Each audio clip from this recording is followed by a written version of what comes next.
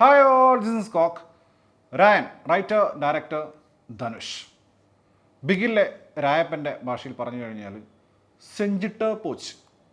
ധനുഷിൻ്റെ directorial debut അല്ലേ ഇതിന് മുൻപ് അദ്ദേഹം പാപ്പണ്ടി എന്ന് പറഞ്ഞിട്ടുള്ള ഒരു പടം ചെയ്തിട്ടുണ്ട്.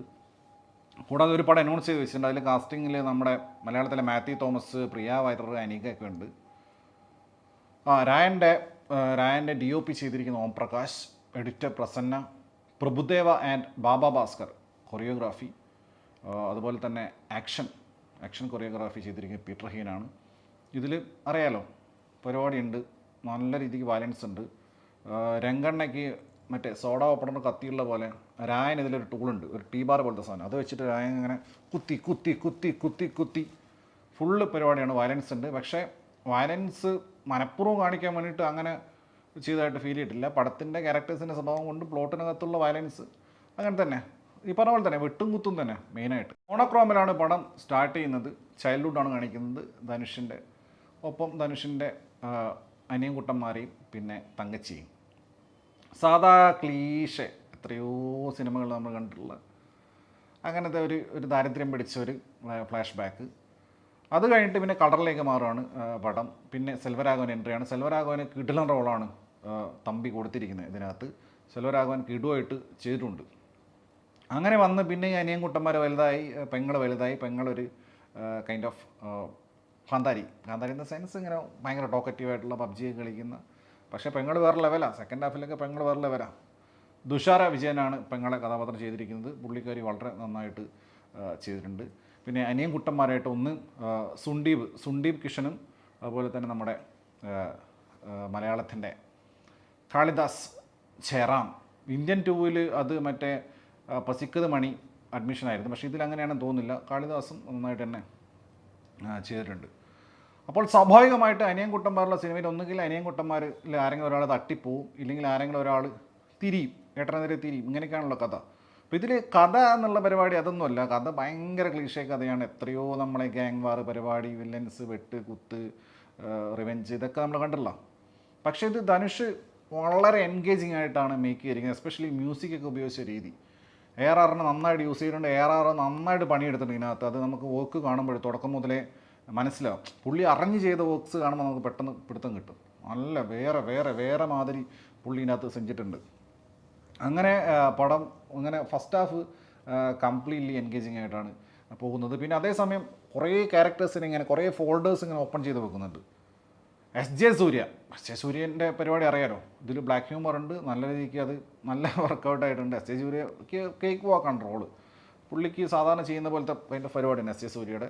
പിന്നെ ശരവണൻ വേറൊരു ഭാഗത്തുണ്ട്. പിന്നെ പ്രകാശ് രാജിൻ്റെ ഡബ്ബിങ് സൗണ്ട് എൻ്റെ പൊന്നു, എന്നാ ഒരു ശബ്ദ പുള്ളിയുടെ.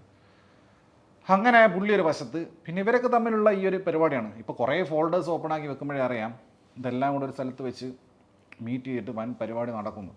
പിന്നെ ധനുഷിൻ്റെ ക്യാരക്ടർ കാത്തവരായൻ, അതാണ് രായൻ, കാത്തവരായൻ. ഈ കാത്തവരായനെ ധനുഷിൻ്റെ ക്യാരക്ടർ കണ്ടാലേ, ലുക്ക് കണ്ടാലേ അറിയാം. ഹർദിക് പാണ്ഡ്യൻ്റെ ഒക്കെ പോലെയുണ്ട് പുള്ളിക്കിൻ്റെ അകത്ത് ലുക്ക്. ധനുഷിന് കണ്ടാലേ അറിയാം ഇയാൾ ഡേഞ്ചറാണെന്ന്. ഒരു സാധാരണക്കാരൻ കണ്ടാൽ മനസ്സിലാവും. അപ്പോൾ അതുകൊണ്ട് പുള്ളിക്ക് പ്രത്യേകിച്ച് ബിൽഡപ്പ് അങ്ങനെ ഒന്നും കൊടുക്കേണ്ട കാര്യം വന്നിട്ടില്ല. കാരണം ഒന്ന് ട്രെയിലർ കണ്ടാലേ അറിയാതെ വൻ പരിപാടി നടക്കാൻ പോകുന്നുണ്ട്, വയലൻസ് ഉണ്ടെന്ന്.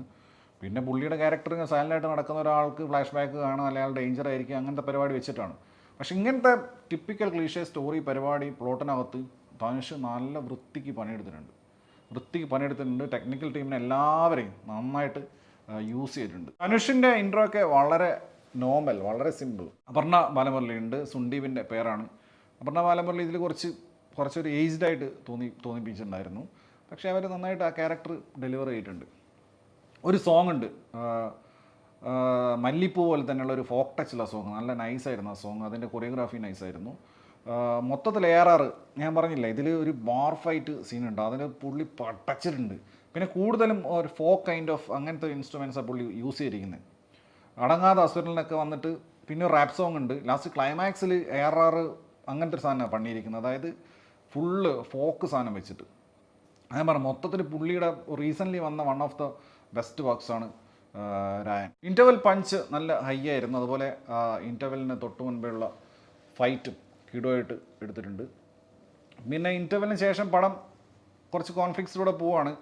ബട്ട് അതിനുശേഷം വരുന്ന മോട്ടീവ് എന്ന് പറയുന്നത് തീരെ കൺവിൻസിങ് അല്ല മാത്രമല്ല ഇമോഷണലി കണക്റ്റും ഇല്ല. അതുകൊണ്ട് തന്നെ ഒരാൾക്കൊരു റീസൺ വേണം ഒരാളുടെ ശത്രു തോന്നാൻ, പക്ഷേ അത് കൺവിൻസിങ് ആയിരിക്കണ്ടേ. ഇത് ഫോഴ്സ്ഡ് ആയിട്ട് ഒരു ശത്രുത ഉണ്ടാവണം എന്ന് വെച്ചിട്ട് ചുമ്മാ എഴുതി പിടിപ്പിച്ച പോലെയാണ് എനിക്ക് ഫീൽ ചെയ്തിട്ടുള്ളത്. ക്ലൈമാക്സ് അതുപോലെ തന്നെ ഒരു ജമ്പിങ് ആയിരുന്നു. വലിയൊരു ക്ലൈമാക്സ് വേണം, ഒരു ഗ്രാൻഡിയർ ആയിട്ടുള്ള ഭയങ്കര വൈഡായിട്ടുള്ള വലിയ ക്യാൻവാസിലുള്ള ക്ലൈമാക്സ് വേണം എന്നുള്ളതുകൊണ്ട് അങ്ങനെ ഒരു സാധനം എഴുതി വെച്ചിട്ട് അതിലേക്ക് ജമ്പ് ചെയ്ത പോലെയാണ് ഫീൽ ചെയ്തിട്ടുള്ളത്. അതായത് ഒരു ഗ്രാഫ് ഉണ്ടാവുമല്ലോ, ഇപ്പോൾ ഇൻ്റർവെൽ ഹൈ ആയി വന്ന് പിന്നെ കയറി ഇമോഷണലി നമ്മളെ കൂടെ കൊണ്ടുപോയി ഒരു എക്സ്പെക്ടേഷൻ ഉണ്ടാകുന്ന പരിപാടി ഉണ്ടല്ലോ, അത് നടന്നിട്ടില്ല. ഇങ്ങനെ നല്ല രസത്തിൽ നല്ല ടെക്നിക്കൽ ക്വാളിറ്റിയിൽ ARRൻ്റെ ബാക്ക്ഗ്രൗണ്ട് സ്കോറിലൊക്കെ നല്ല അടിപൊളി സീൻസ് കാണാം. എസ്പെഷ്യലി ക്ലൈമാക്സ് വലിയ സെറ്റിട്ടാണ് ചെയ്തിരിക്കുന്നത്. അതിനകത്ത് ആക്ഷൻ കൊറിയോഗ്രാഫി ഉണ്ട്, ഡാൻസ് കൊറിയോഗ്രാഫി ഉണ്ട്, രണ്ടും വരുന്നുണ്ട്. ഒരു രാവണൻ റെഫറൻസ് ഒക്കെ വെച്ചിട്ട് നമ്മൾ ഒരു ഫോക്ക് പരിപാടി ചെയ്തിരിക്കുന്നത്.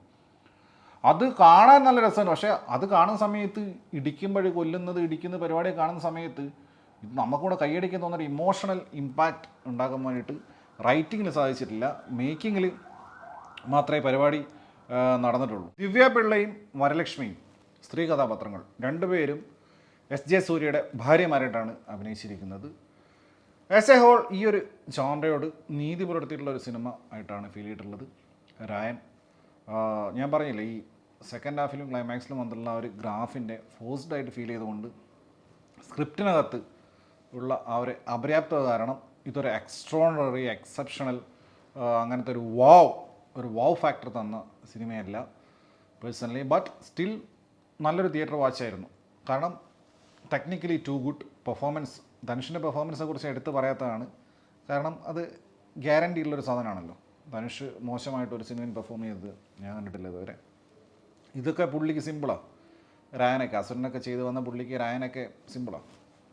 ധനുഷ് ആ രീതിക്ക് അഭിനയം എന്ന നിലയ്ക്കും കിടുവായിട്ട് ചെയ്തു വെച്ചിട്ടുണ്ട് എല്ലാവരും തന്നെ. സോ ഒരു ഡീസൻറ്റ് വാച്ച്.